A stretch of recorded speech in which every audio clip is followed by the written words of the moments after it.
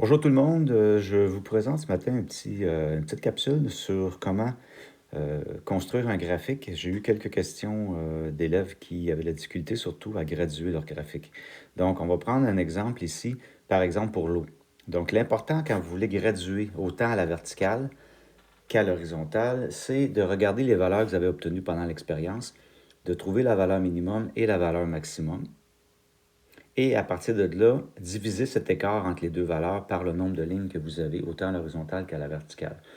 Donc, si on prend vos résultats pour l'eau, pour la plupart d'entre vous, le minimum tournait autour de 0 degré Celsius, même si vous avez eu des négatifs, considérez qu'ils étaient à 0.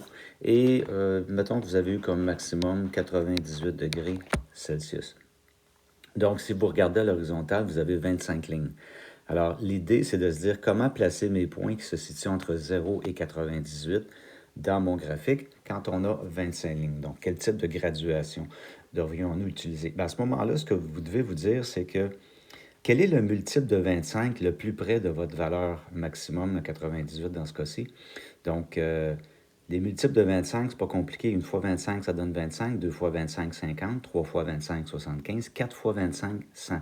Donc, on se rend bien compte que notre valeur maximum est près de 100, qui est un multiple de 25. Donc, si on a 25 lignes, puis on veut placer de 0 à 100, à ce moment-là, on se dit tout simplement 100 divisé par 25, ça nous donne 4.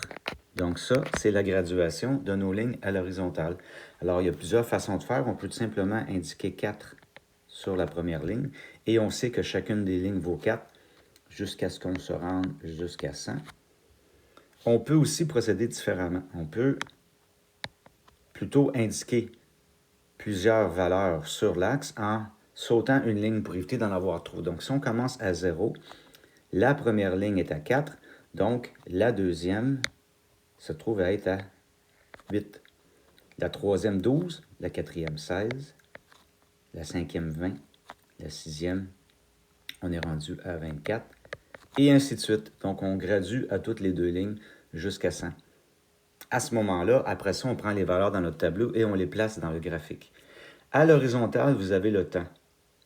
Dans le cas de l'eau, l'expérience a pris autour, je ne me trompe pas, 24 ou 25 minutes. Ça tombe très bien parce qu'on a 25 colonnes. Donc, on peut tout de suite se dire que chacune des lignes qui va être sur le graphique, chacune des colonnes va être graduée à 1 à ce moment-là. Donc, on peut placer à toutes les deux lignes. Donc, si chaque colonne vaut 1, donc à toutes les deux lignes, on place un 2, 3, 4, 5, 6, 7, 8, 9. Et on continue ainsi de suite jusqu'au bout où on aura 25 comme valeur. Par après, il nous reste tout simplement à placer nos différents points dans le graphique et les relier. Donc, si par exemple, au premier temps 0, donc au début de l'expérience, votre température était à 0, donc on place notre point ici.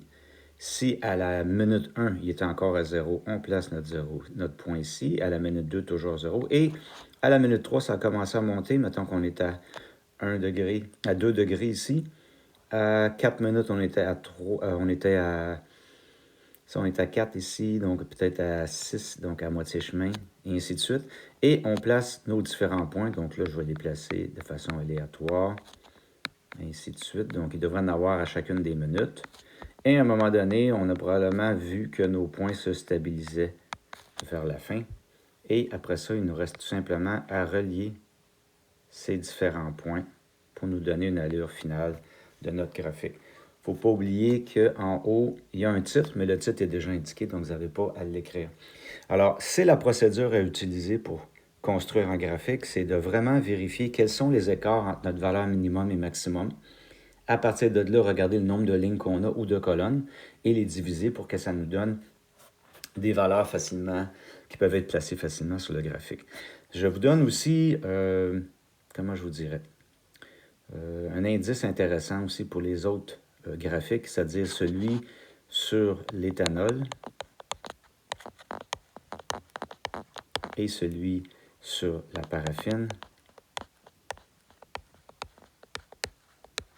Pour ce qui est de la graduation en bas du graphique, pour le temps.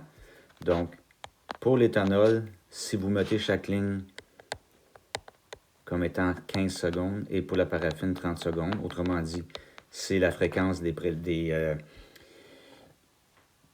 températures que vous aviez à noter. Vous devriez être correct pour votre graphique à ce moment-là. Donc, vous devriez prendre probablement le 3/4 du graphique, ce qui est le minimum pour qu'un graphique soit bien représenté à ce moment-là.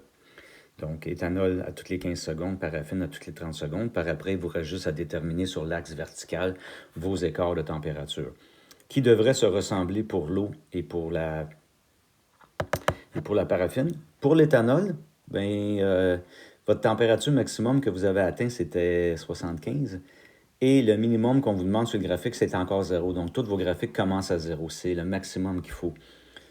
C'est la valeur maximum qui reste à être déterminée. Donc, dans le cas de l'eau ou de la paraffine, on est pas mal autour de la même chose. Pour ce qui est de l'éthanol, vous alliez à peu près jusqu'à 75. Donc, à ce moment-là, peut-être qu'on pourrait considérer de 75 moins 0 divisé par 25. Donc, chaque ligne pourrait valoir 3 plutôt que 4 en ce qui concerne le graphique sur l'éthanol. Alors, j'espère que tout ça vous a aidé quelque peu, donc, pour ce qui est de la construction de vos différents graphiques. Bonne journée!